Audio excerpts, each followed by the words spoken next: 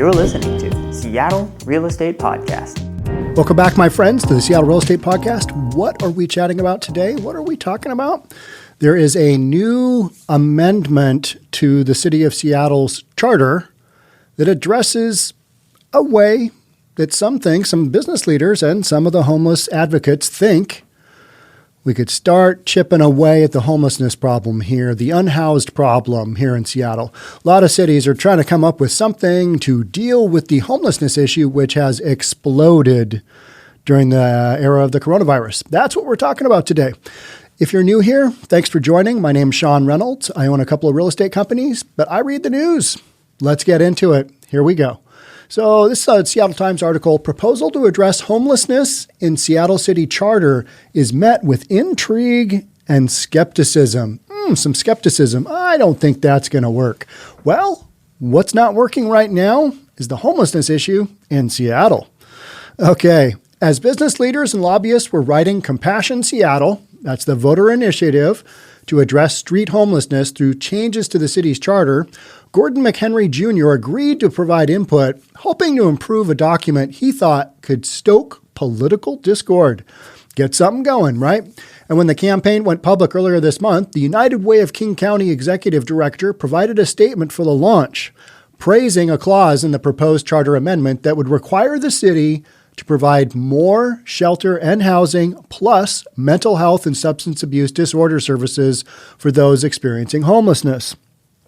But McHenry isn't ready to entirely add his stamp of approval on Compassion Seattle, which would also require the city, here's the catch, the city to keep public spaces like parks and sidewalks clear of encampments. This is going to be controversial. There's going to be some uproar about this. If this thing gets close to going through, people are going to lose their minds. And he's not the only homelessness advocate with complicated thoughts about the measure, underlining the touchy nature of the effort. Some people characterized us as boosters. We are not boosters, McHenry said in an interview last week. I think the concepts are worthy of support, but we have not endorsed it, and we don't plan to until we have better clarity on funding, the policy mandates, and better clarity on the likelihood of successful implementation. Is this thing gonna fly? Can they get enough votes to get this on the ballot and make it happen? It's been more than 5 years since Seattle declared a homelessness emergency. We've been in an emergency for 5 years, and it's only gotten worse. And tents have grown even more numerous during the pandemic, so it's no surprise that a campaign aimed at the issue is attracting major attention and donations. This is really about doing what we know works to get people inside, said Downtown Seattle Association President John Scholes, who helped draw up the initiative, which news site Publicola reported on first. It's a big deal. Whether or not this will go through, it's kind of anybody's guess. It's the very early stages right now, but it is a step in the right direction if you want to see Seattle streets and sidewalks and public parks cleaned up. Maybe. Who knows what version of this will go through? It's just one of those things. When it gets into the city politics, anything can happen. Yet the Compassion Seattle campaign, which must submit more than 33,000 petition signatures to qualify for the November ballot, still has questions to answer, voters to persuade, and tensions to manage. Politicians, activists, and experts spent last week trying to digest the proposal's implications, and the campaign absorbed some criticism. If it didn't, then it probably isn't worth looking at, right? While the charter amendment would require City Hall to provide additional emergency or permanent housing, the proposal includes no extra revenue to pay for that increase in 24/7 shelter beds, tiny houses, hotel rooms, and apartments. Meanwhile, the measures mandate that Seattle keep public spaces clear as emergency and permanent housing are available is somewhat vague. That's what this says. It says, as emergency and permanent housing are available, if that's available, you got to keep the parks and the open spaces clear. This causes some advocates to worry it could compel encampment removals they regard as cruel and ineffective, even though boosters say they have the opposite aim. Right now, literally right now, it's 11:07 on a Friday morning. At 9 o'clock this morning, city officials, along with police, started clearing out the homeless encampment at Miller Park, which I just released a video on, I think yesterday or maybe even this morning. So that encampment is being cleared out because school starts on Monday for that school, and there will be kids in that school. And that's what they came up with. We got to clear out tents around the perimeter here. There's another school with a similar situation a little bit further north in Seattle. That homeless encampment is going to be allowed to stay. I'm going to read that one right after this article here because both of them have to do with homeless encampments and what are we doing and how are we addressing it. So it's a good article as well. So charter amendments are relatively rare because the process is arduous and the stakes are high. Seattle's bedrock document can only be altered at the ballot by vote, and most provisions deal with governance, not programs. Execution would be another wild card. Mayor Jenny Durkin and the council would have boosted spending on tiny houses and hotel rooms, but work to open the space has in some cases lagged. Voters will choose a new mayor this year. Durkin isn't seeking re-election, and the city is supposed to cede its homelessness response soon to a regional authority. What are you guys going to do? Don't really know. The city council could, in theory, propose an alternative charter amendment. A charter amendment, and then another charter amendment, and then another charter amendment. We're going to have amendments flying back and forth, right? Like many in Seattle politics, Nicole Grant is intrigued by Compassion Seattle. If there was a place for everybody in Seattle to live, nobody would sleep in a tent, said Grant, who heads ML King Labor, the region's largest union group. At the same time, Grant wants to know what this would mean in the real world, not on paper. I hear so many people saying, but there's no place for those people to go. The unhoused are asked continually, do you want to be placed? Do you want help being placed? And then I hear stories about the unhoused saying, you got to get a referral and you got to do this and you got to do that. So the spaces are there for them. You got to hustle to try and get one. They're not going to just, it's just not going to magically, and you're not going to end up in one. You know what I mean? So there's this back and forth of we've got the space, but homeless people don't necessarily want to take advantage of that offer.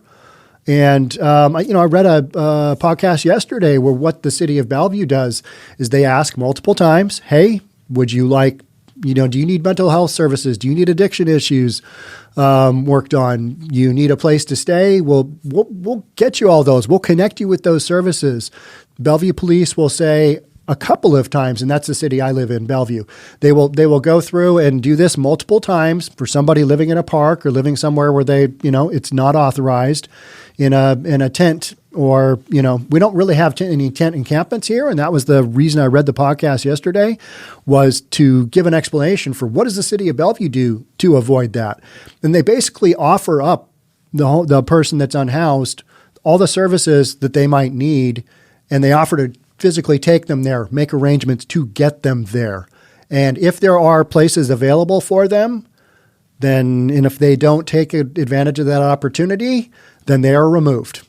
Simple as that. That's the way it goes in Bellevue. But in Seattle, we don't do that. And that's why this has just really gotten out of control, especially during the coronavirus, because the CDC said, don't sweep any of the homeless encampments because that could, that could spread the COVID-19. Whether or not it actually does, the stats on that, I haven't really seen, but that's what's been mandated. And so people kind of follow the CDC, and that's what we're dealing with. So we want to know, what does this amendment, this homelessness housing amendment, what does it really mean? Compassion Seattle's Brain Trust includes Shoals, plus former city council member Tim Burgess and leaders from neighborhood business associations who are the campaign's registered officers. They polled voters, quietly drafted language, and then consulted with some nonprofits. They're coming up with the plan because this is impacting them probably the greatest. They can't do business in a lot of these areas, or their business is impacted. An April 1st news release included supportive statements from the Downtown Emergency Services Center. That's a big one. The Evergreen Treatment Services, the Public Defender Association, and Chief Seattle Club. Those are all associations with homelessness that are big players. And so There were supportive statements from these folks. Some stakeholders described the proposal as a bargain between business groups who have previously lobbied for encampment removals and nonprofit organizations that help homeless people.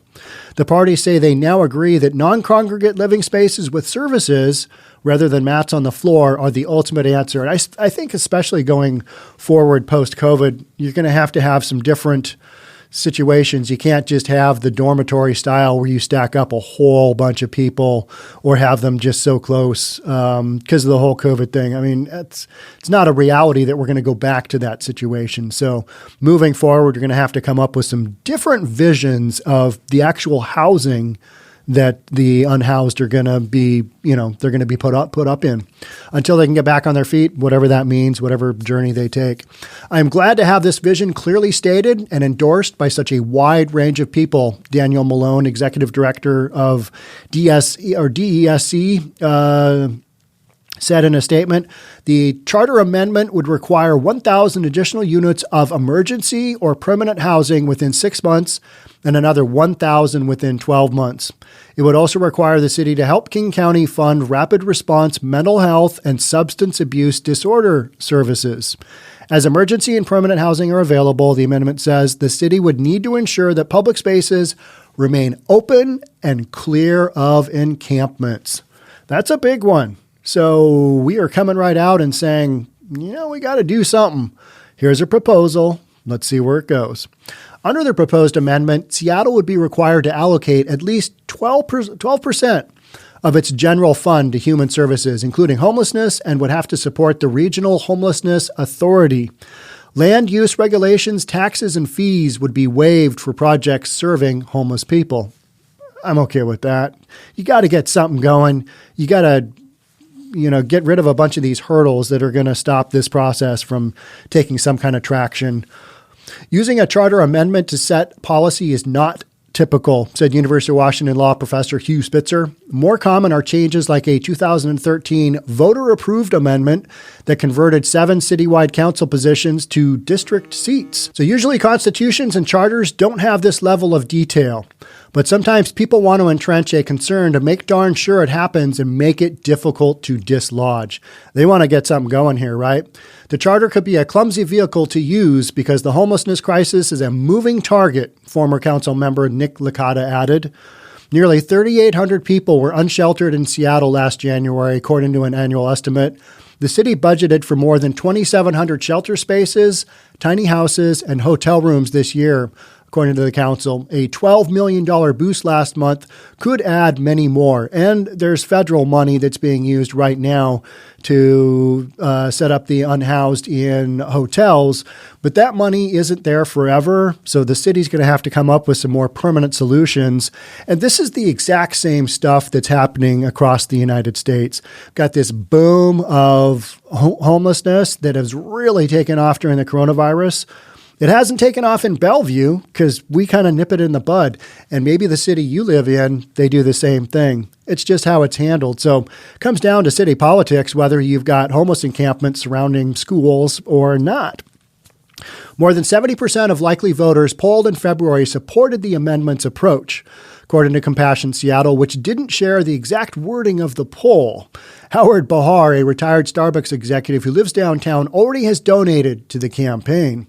I trust Tim Burgess. He's progressive, but not in a permissive way, Bahar said. We've got to get people housed and treated. We can't go on like this.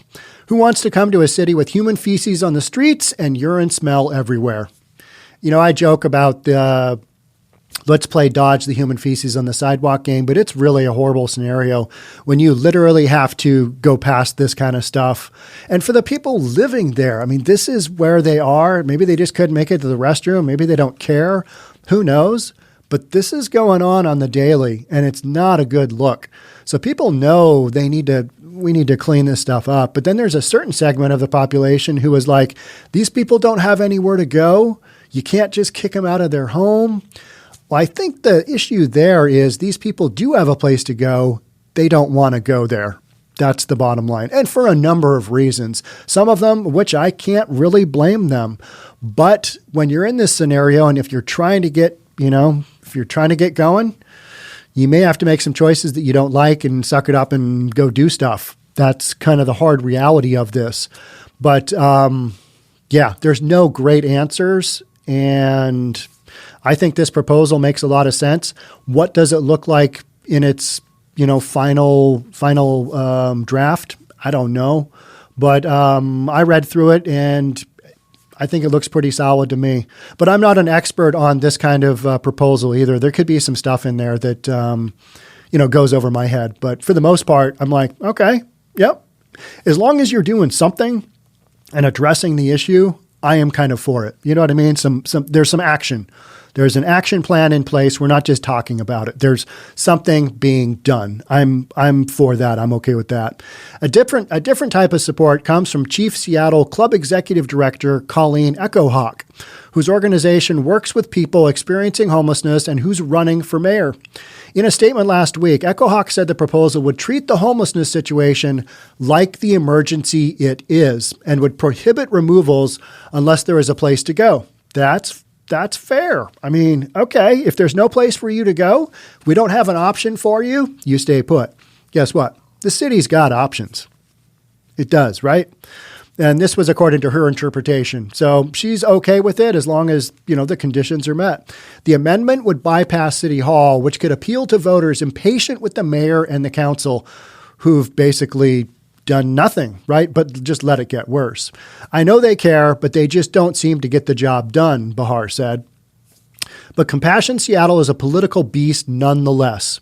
Its architects include Scholes, Burgess, lobbyist Tim Sees, and Metropolitan Chamber of Commerce President Rachel Smith.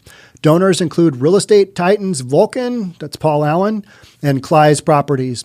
Not party to the effort was Harold Odom, who lives in a tiny house village in Georgetown and co-chairs the regional's authority's implementation board. I want people to be at the table, he said, concerned the initiative could complicate the authority's work. All right, but it's doing something, right?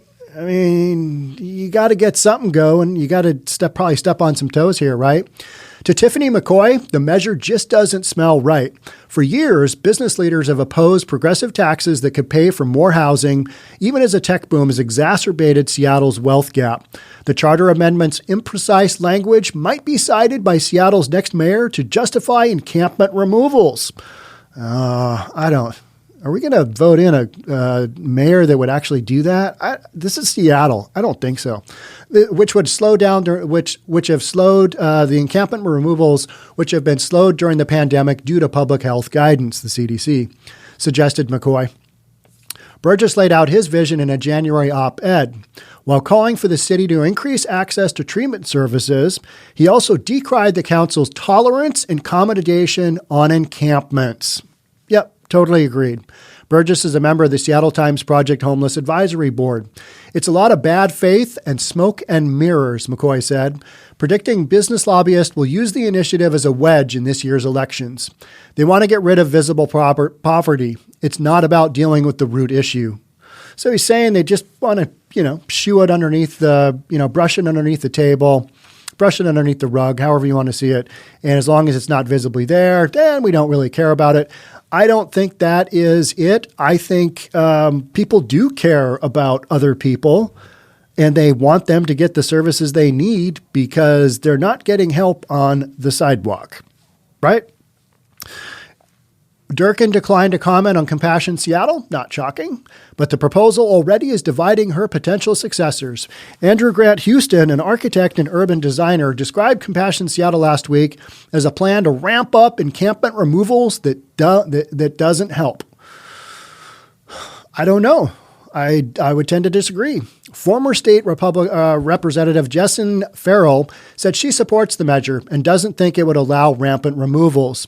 Former council member Bruce Harrell praised the effort. Funding is another source of tension. Because the amendment includes no new revenue. The chamber is suing over the jumpstart tax on large corporations that the council passed last year. So the minute something like this goes through, there's going to be a bunch of kickback.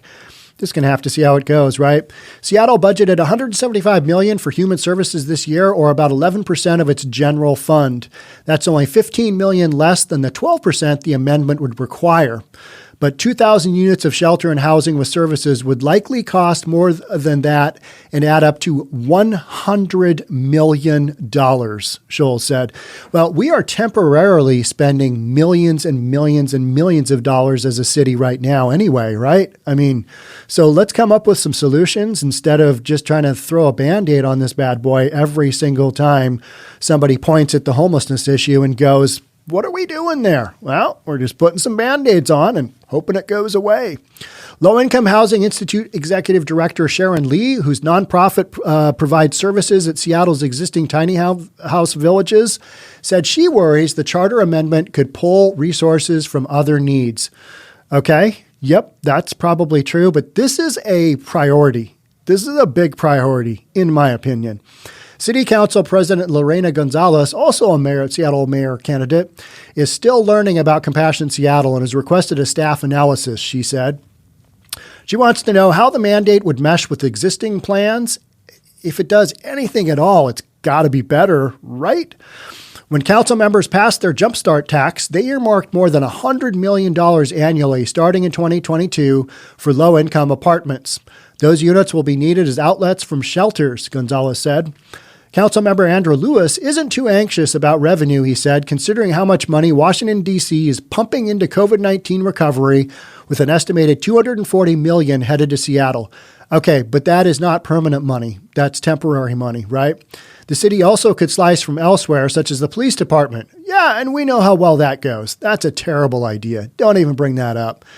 It alternately could couple the initiative with higher business taxes. It could. Or you could just tax people more, or you could tax anything more, and you'd provide more revenue. These kind of statements drive me nuts. It's like, yeah, that's true, but does that make any sense?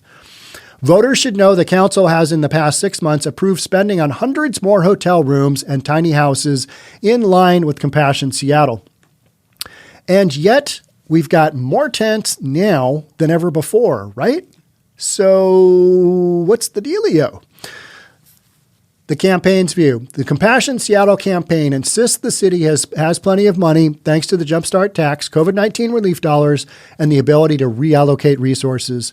It's been the city's policy to spend the last dollar on this crisis to wait around for the next tax, Scholes said. We need to prioritize the first dollar. Start spending. Scholes rejected the idea that the charter amendment was crafted to promote encampment evictions, blaming critics who want to keep the same old fights raging. This is about bringing people inside, not chasing people around, he said. And how many times have I talked about when one homeless encampment gets swept, they end up going somewhere else? I was coming back home from Seattle last night, and because the sweep was happening right now on Miller Park in Seattle, which is about a half mile east of the CHOP area, in Capitol Hill, I saw 2 different homeless individuals with their shopping carts and all their stuff, all their possessions, all their gear going down the road. So that usually indicates there's a sweep going on, and they had to be out by 9 o'clock this morning when the sweep was starting. So, I saw that, and they end up just going somewhere else, and they're going to, camp somewhere else outdoors, wherever they choose to kind of see fit. And so literally you're chasing them around because those guys were probably in the homeless encampment at CHOP till that got swept. Now we got a sweep of Miller Park. I mean, it keeps going. Instead of getting these guys the help they need, maybe they don't want the help. That's also another issue that we don't ever seem to kind of really focus on here. Already, federal court rulings have limited what cities can do to crack down on encampments without offering shelter to occupants. Compassion Seattle is meant to build on that, requiring higher shelter standards with services like those provided by Just Care, Scholes said. Born during the pandemic, Just Care connects people on the streets with hotel rooms and intensive case management, which is what they need, right? Somebody could be evicted under the amendment's mandate, as is the case today, but they would be less likely to decline help with better options. They do have options. I think it's just difficult. This whole thing is just so convoluted and so difficult because you've got government in there and you've got people who, are at the end of what we would consider their rope most of the time, and they're just kind of living in that situation. It's a horrible position. Horrible position all the way around, right? Though businesses and nonprofit leaders have worked closely before, battles over taxes and council races tinged by a nasty narrative on homelessness, recently seem to evaporate any middle ground. This looks like a return of the coalition of the reasonable, he said. The situation with the encampments is untenable. There's a dramatic need for these 2,000 units. Okay, agreed. I mean, you walk around Seattle and you walk around Portland and walk around San Francisco. I don't think you can say there's no need for, additional housing because there's a ton of people living in tents on the sidewalk and, in downtown parks and in parks surrounding schools. Still, dealing with the debate over revenue and understandable concerns about encampment removals is going to be tough. It's an uphill battle. It's a brutal deal. Okay, that's it for this one. I am going to read to you the homeless encampment near North Seattle School will be allowed to remain. This one's crazy. I don't understand it. If I was a parent, I would be up in arms. And there's a lot of parents who are. I wouldn't want my children to be in proximity to this kind of influence. And I'm not saying that all unhoused people are bad. But if you look at the 911 calls coming out of these encampments, it is not pretty. If you watch the news and see the news stories of what happens in these encampments, it's not good. I mean, and the people that living in them come right out and say, oh yeah, there's a lot of violence, there's a lot of guns, there's a lot of drugs, there's a lot of assaults. And, the 911 calls confirm that, and we know that. And that's why eventually they tend to get swept out, because it's a safety hazard. And when you put it right next to a school, it's even worse. So the proposal to address the homelessness, we've kind of capped that. We're going to go through, what one school is kind of doing right now. A homeless encampment near our North Seattle elementary school through middle school will be allowed to remain, at least for now, with students set to return in-person instruction on Monday, April 19th. That's this coming Monday. The encampment, composed of roughly 40 tents, is situated on an adjacent property directly behind Broadview Thompson K through 8, just north of Seattle's Bitter Lake neighborhood. This is like North Seattle. So call it, I think it's 1/30th. So call it 8 miles to the north of downtown Seattle. According to Seattle Public Schools, the camp is not on school grounds, but on district property that is separated from the school with a secure fence. Oh, that's comforting. Oh, that's great. My elementary school children are separated by, we think it's secure. It's probably pretty secure. Is there a way around that fence? Probably. Can you climb that fence? Probably. This doesn't make me feel good, right? Given its proximity to the school, students, families, and staffs are being asked to enter and exit facilities from a separate entrance along Greenwood Avenue. Don't mind the homeless encampment in the back. Just go through the front. We'll ignore that that's there. It's going to be okay. I mean, that is literally what we're saying here. A gate separating the encampment from the school has been locked and will remain that way for the time being. Oh, thank heavens, the gate is closed.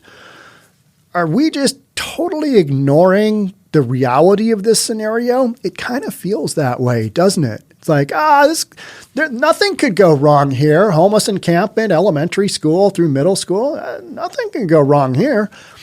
Seattle Public Schools noted in a Thursday statement to Cairo Radio that it believes that simply removing them from district property won't result in a permanent solution. It will for the kids that go to school there. The homeless encampment won't be there. Given that the campers often move between city and district-owned properties, that's the reason that they are giving, that it won't result in a permanent solution because these people, the homeless people, move around. Well, that's what they do. We continue to coordinate with the city, building staff, and families to implement long-term solutions that prioritize the well-being of our school community and care for unhoused residents, Seattle Public Schools spokesperson Tim Robinson said. How is that caring for the families sending their kids there? I am missing the connection. Yeah, so there's a massive disconnect here, right? The Seattle Public School is saying, because the homeless move around a lot, they move between city and district-owned properties. Yeah, if we boot them out, I mean, and that's, we're not really creating a long-term solution. Whew, if I was a parent, I would figure something out, right? got to figure something out. You can't have your kids around this. Or are you just a parent who's like, this is going to be okay. It'll work out. It's no big deal. On a larger scale, Seattle school board leaders have been adamant in its opposition to the removal of homeless camps. What's wrong with you? That was outlined in a joint statement from board president Chandra Hampson and director Zachary DeWolf in early April, where they said that sweeps should never be performed on school grounds adjacent or elsewhere in this city. I disagree. What world are you living in? This comes amid city-led efforts to remove a separate homeless encampment near Capitol Hill's Meany Middle School. That's the one that's happening right now. Like literally, it's being done right now.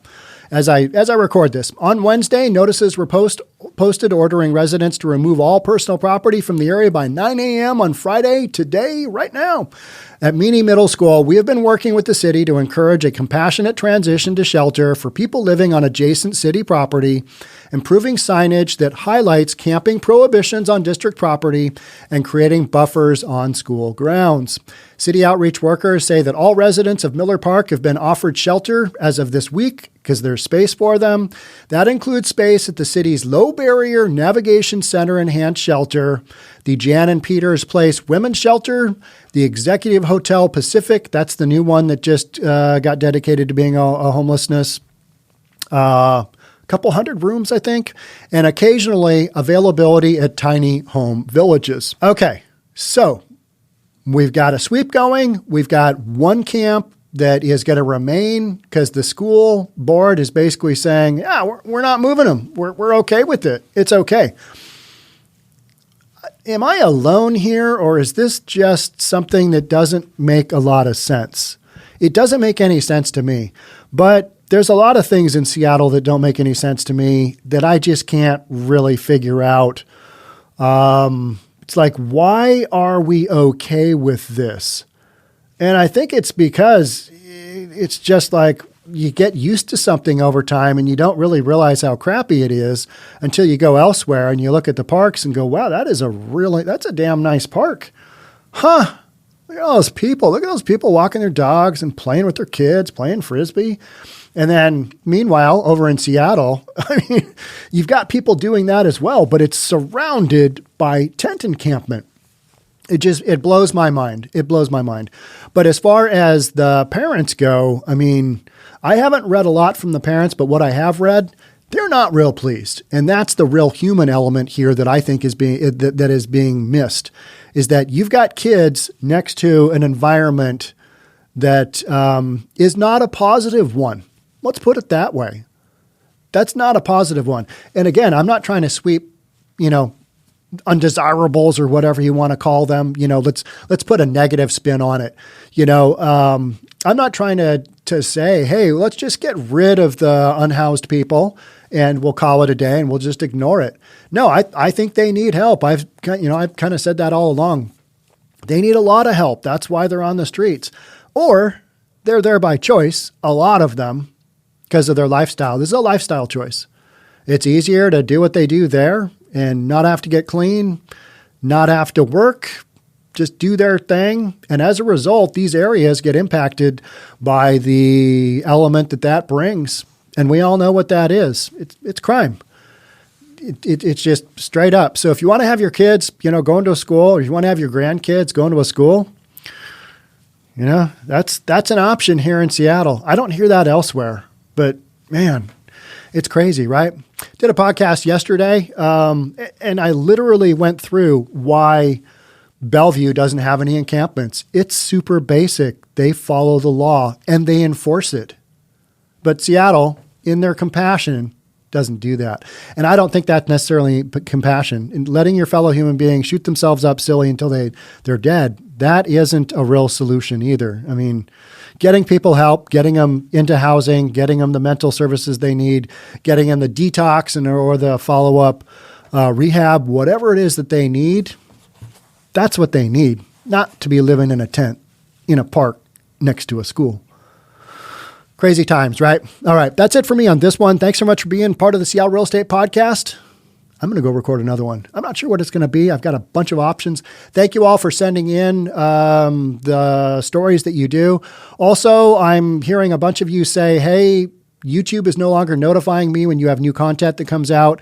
So you may need to recheck your settings on your, whether you've subscribed to me. And if you haven't subscribed, love to have you subscribe.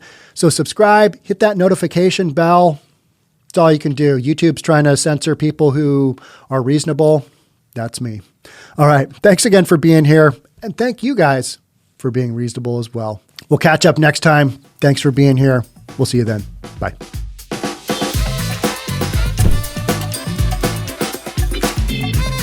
Don't forget to subscribe to our channel and hit the notification bell so you'll know when our next video is out.